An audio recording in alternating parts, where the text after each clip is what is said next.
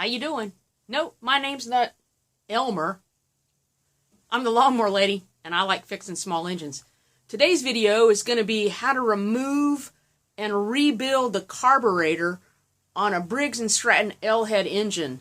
It's commonly called a Pulsajet carburetor, but it has a little rubber diaphragm in there that tends to get kind of wonky if you're not using ethanol-free gas. If you find your engine is surging and doesn't want to stay running at a good RPM, that's likely the problem. It's a real easy fix. Follow along.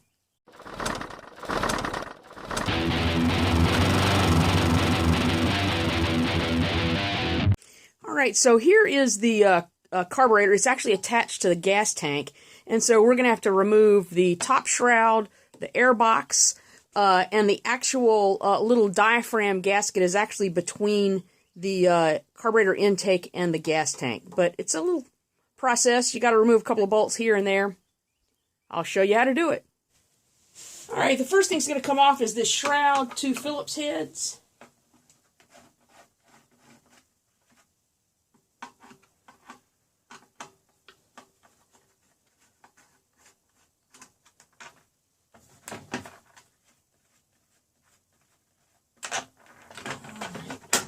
There's a little snap in the front that holds that on. Pull that out of the way. Flathead screwdriver. Remove the air box. And it's a very, very long screw. Pull that straight out. Alright.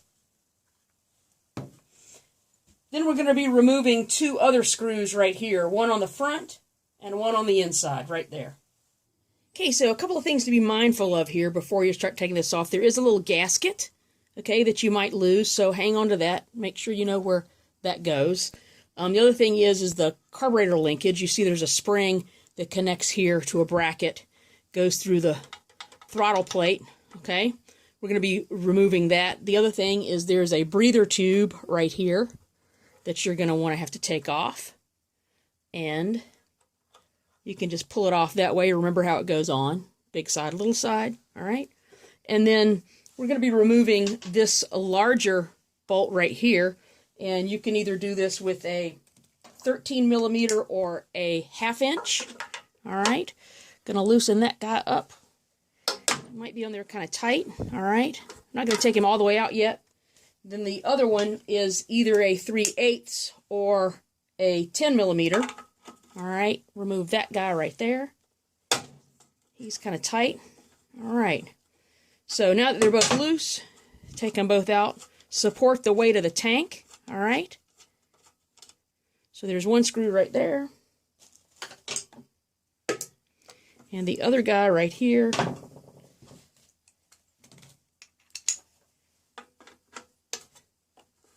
Now, if your gas tank has some fuel in it, you want to be careful about dripping it all out at this point.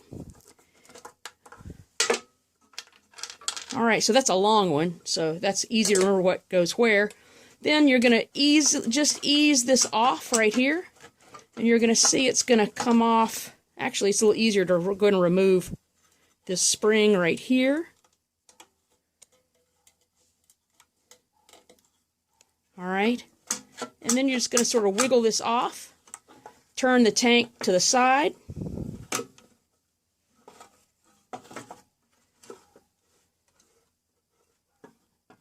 And you see a little L-shaped bracket pops out of right there. Now, be mindful, there's a rubber O-ring right here that you will eventually have to fit back inside there. And then this little white bracket that locks that O-ring in. So don't lose any of those parts. So before I actually remove this carburetor and replace the gasket and diaphragm, this is a good time to look inside. You want to peel off that gas cap if you've got a flashlight. And there's a little bit of rust in here. It's not too bad, but if you had a tank that was completely rusted out and leaking, you would want to replace your tank, and the replacement tank number is 494406. And one thing you have to remember, and this is kind of important, is that the newer tanks, this is the way they come. If you notice the screw on the side that holds it in is a smaller screw. So be mindful that some of your older tanks have a different size screw, and you can basically ruin your brand new tank if you try to put the other screw in there. So make sure they fit before you try that next time. So I've poured out all the bad gas that was in here, and I have a lot of bad gas that I drain out of a lot of equipment. And what you want to do is use an old toothbrush or any sort of wire brush. I try to clean off as much of the debris, because you can see I had a lot of dust and dirt, because I don't want any of that to wind up inside and jamming up the little carburetor there. So just a little wire brush action.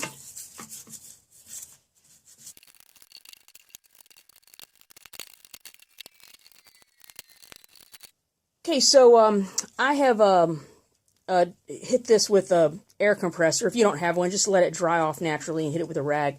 The key is you want to make sure there's no dirt in and around where this gasket and diaphragm is going to sit. And we're going to have to remove these 5 screws. 1, 2 on this side, and 3 on the other. All right?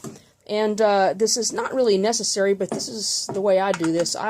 When I have this stuff like this nylon top manifold of this carburetor, I try to unscrew evenly. I try not to make sure anything is really tightened down too tight, because it's very easy to warp this guy. So get them all sort of loose a little bit.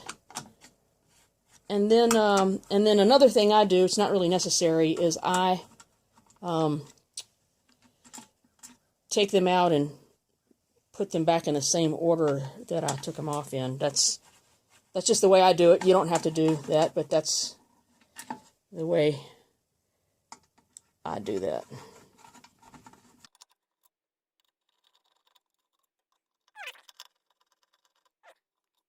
All right, so this guy just pops right out of here. And you can see there's a little pickup tube under there. You sort of have to work him out of that hole. But the thing you got to make sure is clean. There's going to be a screen right there. It's got a little bit of dirt in there. And you want to make sure all this is clear. I'll be hitting that with some compressed air. You can use some carb cleaner, but I try to avoid that on all this nylon part. But that looks pretty good in there. All right. And then here is the gasket and diaphragm itself. And as you can see, it's all wrinkled up right there. And this is why this machine was having trouble running, because you can see it was probably leaking a little bit right there. And this is all from ethanol. And you see it was sucking in a little bit of air there as well. It wasn't making a good seal. You can see where the dirt was on there. So we'll be cleaning all that up and replacing that, and this should be good to go. And one thing I forgot to mention is you want to look inside. This is basically the bowl.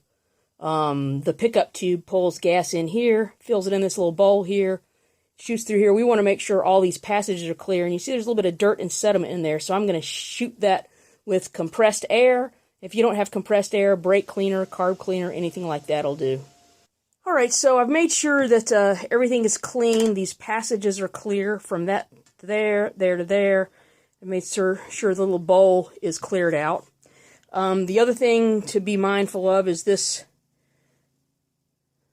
screen will come off. If that's dirty, you can clean that out, put that back on. You're going to have to spray this with, brake cleaner, carb cleaner, and don't lose this spring. It's going to be hard to come off, but sometimes they will pop off. The replacement gasket and diaphragm that I'm using is by Stens. It's their part number 520175. The original Briggs & Stratton part is 495770, and it consists of a new gasket and a new diaphragm. And as you can see, the difference is startlingly clear, how one is all distorted and messed up and the other one is clean. So you want to put this in the same order that it comes off. Okay, it's 5-sided. Okay, and the order this comes in, you can check on the old one, is the diaphragm actually goes on first, all right? And then the gasket, make sure all that lines up. And then carefully feed, I'll hold it down with my fingers and carefully feed the pickup tube in there. And align the holes the best you can, and then I start off very lightly putting each screw in.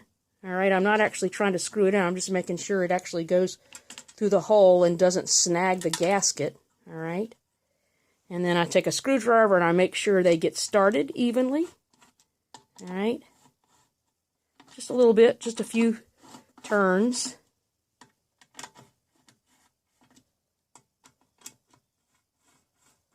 Alright, so all the screws are started.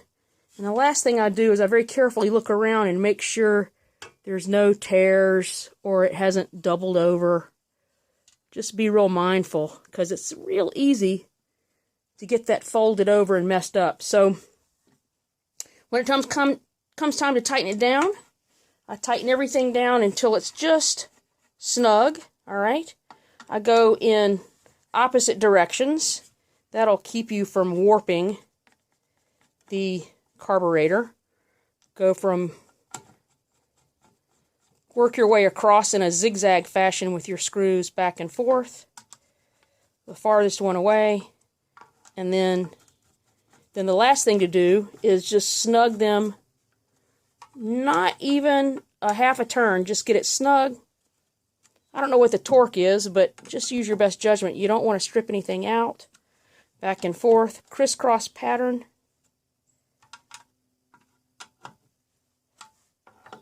And last one right here. And then one more time, just make sure nothing is loosened up. It's not. It's good.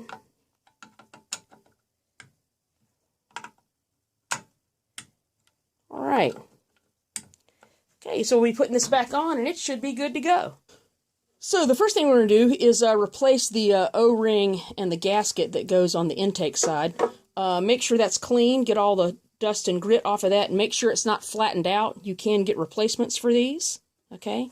And that goes into the manifold, and then the locking ring just pushes in, and that should be flush right there, okay? The next thing we're going to do is put on the governor arm right there. You got to turn it like 90 degrees and get it in the larger hole right there.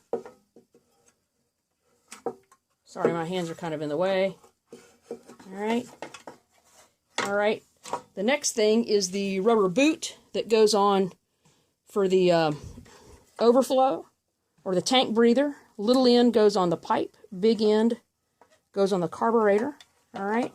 And then we're going to push it on very gently all the way in. Alright. The last thing is the spring that comes off the throttle arm. The big end of the spring goes onto the throttle plate. A little easier to put that one in first, and then the other end hooks onto the bracket, which incidentally is where you would adjust the RPM if you wanted to fix that. Get your screws in, just get them started by hand. Don't actually try to tighten them down yet. Because again, this is going in aluminum parts, you really don't want to cross thread that. And your large one, get that started. And again, your large one is either a 13 millimeter or 1/2 inch. Alright. Alright, tighten that down right there. Don't know what the torque is, but just make sure it's snug. And then for the small one in front, that's a 10 millimeter or 3/8. Going to tighten that down, make sure it's snug. Now, don't forget the small gasket that goes on top of the intake. That goes between the air box and the intake. Make sure there's no leaks in there. Then the air box itself goes on there. It's sort of got a pointy side. That pointy side goes towards the back of the mower. You can get it to go on this way, but it's not a good fit, and then the shroud is not going to fit well. So be very careful how that goes on. It goes right in the middle of the carb. There's a little piece of plastic in there that it screws into. So again, as with everything, just don't over torque it, because you can strip those threads out. Snug, not too tight. I'm hardly using any pressure at all. And then the last thing is the shroud itself. Sort of hooks on the front and tightens on that way.